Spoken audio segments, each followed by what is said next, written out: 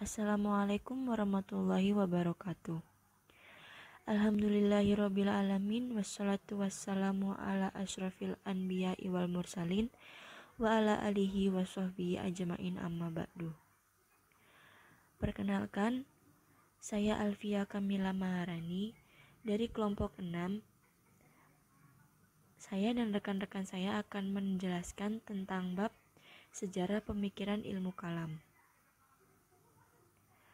Pengertian ilmu kalam.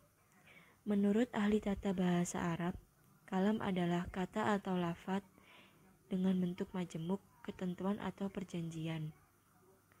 Secara teknis, kalam adalah alasan atau argumen rasional untuk memperkuat perkataan. Secara tata bahasa, kalam merupakan kata umum tentang perkataan, sedikit atau banyak yang dapat digunakan untuk setiap bentuk pembicaraan. Mustafa Ar-Razik menyebut ilmu kalam dengan beberapa nama, antara lain ilmu usuluddin, ilmu tauhid, fikih al-akbar, dan teologi Islam. Beberapa alasan penamaan ilmu kalam adalah: 1.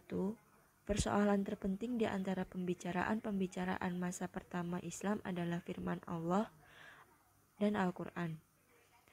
Apakah azali atau baru? Oleh karena itu, keseluruhan isi ilmu kalam merupakan bagian yang penting sekali. Yang kedua, dasar ilmu kalam yaitu dalil-dalil rasional yang pengaruhnya nampak nyata pada pembicaraan para ulama Islam, sehingga kelihatan mereka sebagai ahli bicara. Dalil Al-Quran dan Sunnah baru dipakai sesudah mereka menetapkan kebenaran suatu persoalan dari segi akal pikiran. Yang ketiga, pembuktian kepercayaan agama menyerupai logika dan filsafat. Pembuktian dengan logika disebut ilmu kalam. Orang yang ahli dalam ilmu kalam disebut mutakalim atau jamaknya mutakalimin. Istilah teologi ilmu kalam dan ilmu tauhid pada intinya memiliki kesamaan pengertian, yaitu di sekitar masalah-masalah sebagai berikut. 1. Kepercayaan tentang Tuhan dengan segala seginya, yang berarti termasuk di dalam soal wujudnya, keesaannya, sifat-sifatnya, dan sebagainya. Kedua, pertaliannya dengan alam semesta, yang berarti termasuk di dalam persoalan terjadinya alam, keadilan dan kebijaksanaan Tuhan, serta qada dan qadar. Pengutusan rasul-rasul termasuk di dalam persoalan pertalian manusia dengan Tuhan, yang meliputi juga soal penerimaan wahyu dan berita-berita alam gaib atau akhirat. Dasar Al-Quran. Sebagai sumber ilmu kalam, Al-Quran banyak menyinggung hal yang berkaitan dengan masalah ketuhanan. Di antaranya adalah Quran Surat Al-Ikhlas ayat 3-4, yang artinya dia tidak beranak dan tidak pula diperanakkan, dan tidak ada seorang pun yang setara dengan dia. Ayat ini menunjukkan bahwa Tuhan tidak beranak dan tidak diperanakkan, serta tidak ada sesuatu pun di dunia ini yang tampak sekutu atau sejajar dengannya. Yang kedua, Quran Surat Al-Furqan ayat 59, yang artinya yang menciptakan langit dan bumi dan apa yang ada antara keduanya dalam 6 masa. Kemudian dia bersemayam di atas arsy. Dialah yang maha pemurah. Maka tanyakanlah tentang Allah kepada yang lebih mengetahui, Muhammad, tentang dia. Ayat ini menunjukkan bahwa Tuhan yang maha penyayang bertahta di atas arsy. Ia pencipta langit, bumi, dan semua yang ada di antara keduanya. Sumber ajaran ilmu kalam. Para teolog atau mutakalimun mempunyai ciri khusus dalam membahas teologi, yaitu menggunakan akal dalam pembahasan persoalan-persoalan Tuhan dan hal-hal yang berhubungan dengannya bersumber kepada wahyu, dengan tujuan agar akal manusia dapat menangkap ajaran-ajaran dan petunjuk-petunjuk yang terdapat dalam wahyu tersebut. Untuk berikutnya akan dilanjutkan oleh rekan saya, Muhammad Ibnu Sina.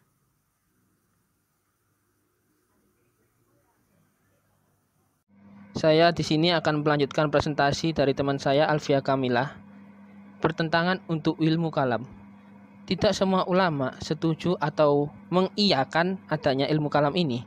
Sebagian ulama yang menentangnya mencela ilmu kalam karena hubungannya erat sekali dengan ilmu filsafat barat atau Yunani kuno. Menurut sebagian ulama, ilmu kalam, ilmu filsafat adalah ilmu yang sangat dibenci oleh para ulama. Bahkan sebagian ulama menulis buku khusus tentang pencelaan terhadap ilmu ini. Orang-orang yang berbicara tentang agama dengan berlandaskan ilmu kalam, filsafat telah terjerumus dalam dua kesalahan besar. Pertama, menjadikan akal lebih didahulukan daripada nas-nas wahyu. Yang kedua, menjadikan akalnya para tokoh Yunani sebagai barometer kebenaran.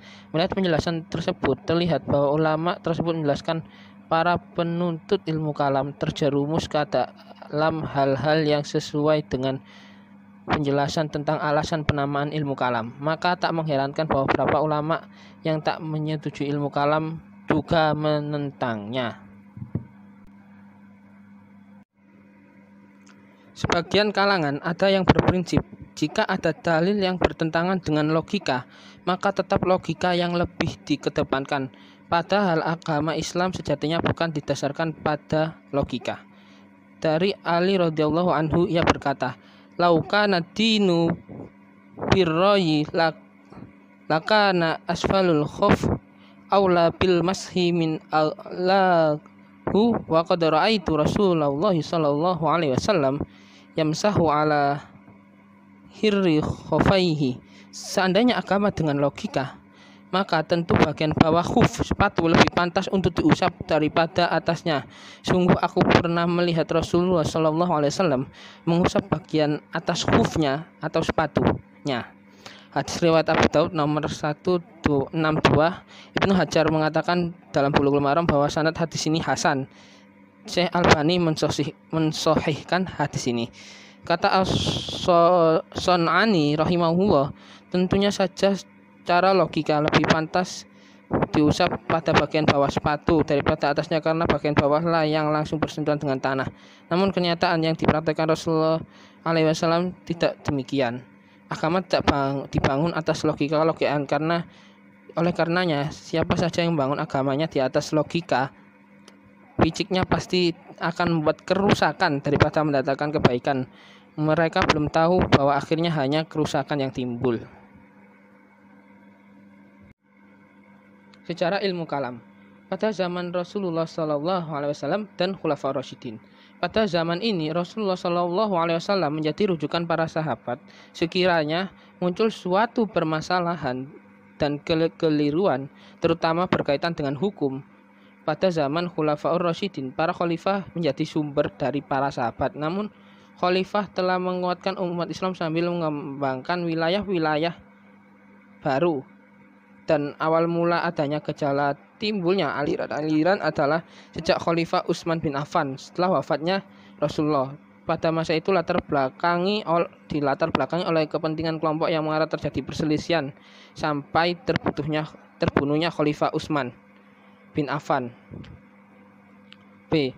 Pada masa Umayyah tahun 661 sampai 750 Masehi.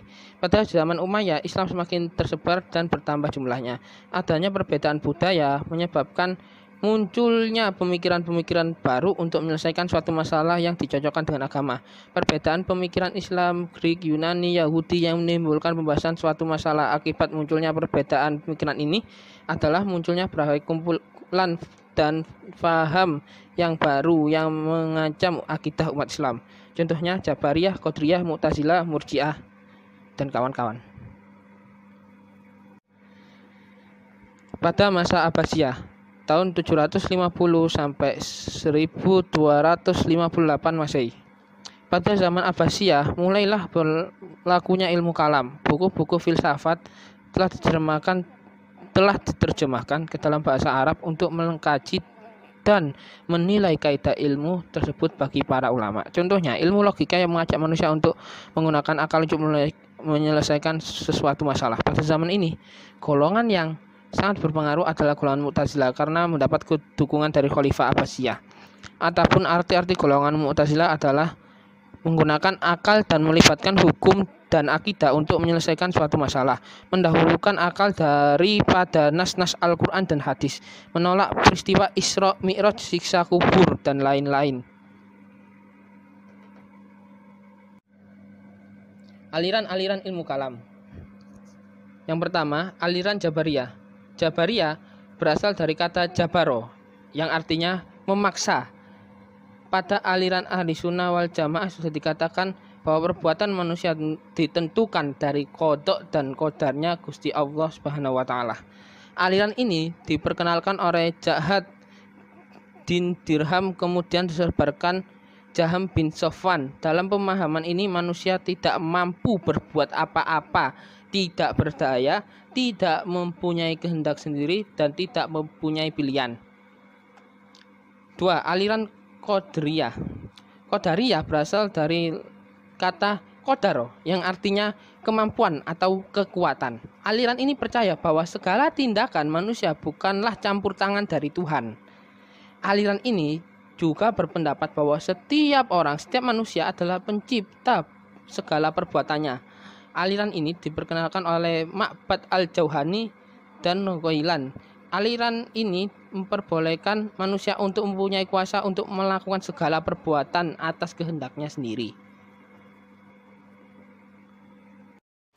Baiklah, saya Muhammad Nova Mutakin akan melanjutkan presentasi. Yang ketiga adalah aliran Mu'tazilah. Aliran ini diperkenalkan oleh Wazil bin Atta.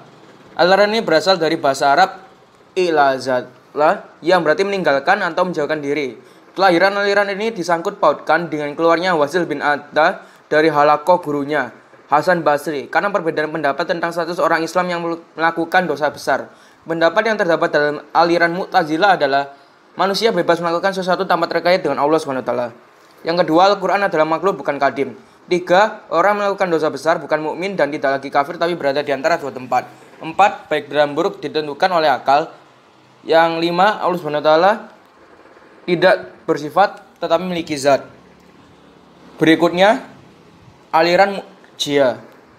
Aliran Murji'ah yaitu berasal dari kata irja atau arja yang berarti penundaan, penangguhan dan pengharapan. Aliran ini dibawa oleh Galan ad-Damsyiki. Disebut aliran Murji'ah karena dalam prinsip mereka menunda penyelesaian persoalan konflik politik antara Khalifah Ali bin Abi Thalib radhiyallahu anhu, Muawiyah bin Abi Sufyan dan Khawarij ke hari perhitungan di akhirat nanti. Faham kaum Murji'ah ialah menyatakan bahwa orang yang berdosa besar tak mukmin selama masih beriman pada Allah Subhanahu wa taala dan Rasulnya.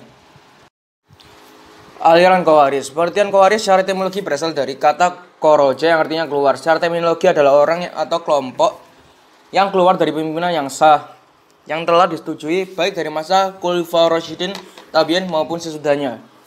Golongan Khawarij ini semula merupakan pengikut sahabat Ali dalam menghadapi Muawiyah ketika perang Siffin, suatu peperangan antara Khalifah Ali melawan Muawiyah.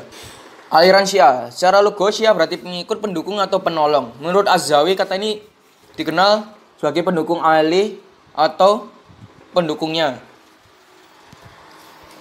Tetapi secara terminologi adalah sikap dukungan pada Ali untuk meneruskan kepemimpinan Rasulullah yang dalam hal ini dapat dibedakan dalam dua masalah, yaitu yang hanya menekankan keutamaan Ali untuk meneruskan kepemimpinan Rasulullah termasuk keutamaannya dari Abu Bakar, Umar dan Utsman. Yang kedua yang menekankan pada keyakinan bahwa Imam Ali bukan sekedar lebih utama tapi sudah merupakan wasiat dari Rasulullah atas kehendak Allah Subhanahu wa taala. Aliran Asy'ariyah. Dalam kemu'tazilan yang kerum muncullah Al-Asy'ari, dibesarkan dan dididik sampai mencapai umur lanjut. Ia telah membela aliran Mu'tazilah sebaik-baiknya, akan tetapi aliran tersebut kemudian ditinggalkannya, bahkan memberinya pukulan-pukulan hebat dan menganggapnya sebagai lawan yang berbahaya. Namanya Abu Hasan Ali bin Ismail Al-Asy'ari, keturunan dari Abu Musa Al-Asy'ari. Salah seorang perantara Ali dan Muawiyah Al-Asy'ari lahir pada tahun 260 Hijriah atau 873 Masehi dan wafat pada tahun 324 Hijriah atau 935 Masehi.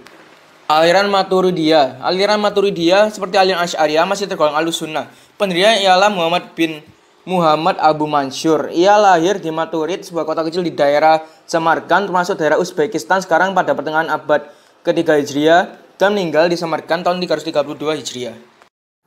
Faktor-faktor perbedaan pemikiran ilmu kalam. Sebab-sebab perbedaan pendapat dalam ilmu kalam adalah: 1. Perbedaan dalam memahami nas-nas Al-Quran. Kedua, bangsa-bangsa lain selain bangsa Arab yang memulai Islam telah membawa faham yang mereka anuti dahulu ke dalam Islam. Ketiga, pemahaman politik yang berbeda. Akibat dari perbedaan berbagai aliran adalah perkembangan ilmu pengetahuan. Contoh, kitab-kitab filsafat yang diterjemahkan ke dalam bahasa Arab. Kedua, lahirnya tokoh-tokoh ulama, contoh Al-Ghazali, Al-Juwaini, dan lain sebagainya. Ketiga, perkembangan intelek, contohnya ulama Ahlussunnah wal Jamaah dapat mengupas inti nas-nas Al-Quran dan hadis dengan tepat tanpa ada yang menyimpang. Keempat, penulisan, contohnya munculnya penulisan dalam berbagai ilmu pengetahuan terutama dari golongan Asy'ariyah. Peran ulama ilmu kalam dalam mempertahankan Islam adalah: 1. Mereka menentang faham yang menyesatkan dengan lantang dan berani. Kedua, mereka menghadapi golongan Mu'tazilah dengan pendapat dari Al-Quran, hadis, dan pertimbangan akal. Mereka juga menulis kitab-kitab ilmu kalam yang berperan membasmi pemahaman yang melenceng. Sekian presentasi dari kelompok kami. Apabila ada kesalahan, kami mohon maaf yang sebesar-besarnya. Demikian, wassalamualaikum warahmatullahi wabarakatuh.